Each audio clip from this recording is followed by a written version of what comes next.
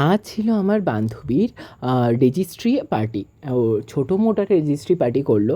মানে তাদের আজকে রেজিস্ট্রি করলো, তার জন্য একটা পার্টি রেখেছিল। তো সেই পার্টিতে আমরা আমন্ত্রণ ছিলাম। তো তার সাথে যাওয়ার সাথে সাথে আমাদেরকে টিফিন দিল।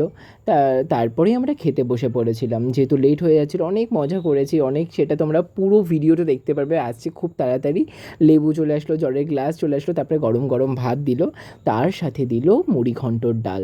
উফ! ডালে এই কাঁটাটা ছিল, কাঁটাটা যে এত ভালো লাগে। তারপরে ছিল দই কাতলা। দই কাতলাটাও খুব সুন্দর ছিল। আমার মাছটা দেখো এতটা নরম ছিল, আর আমার এই মাছের এই তেলটা না খুব ভালো লাগে খেতে, কী বলবো। তারপরে চলে আসলো স্যালাড। আমি বিশেষত গাজর নিই না, পেঁয়াজ নিই না।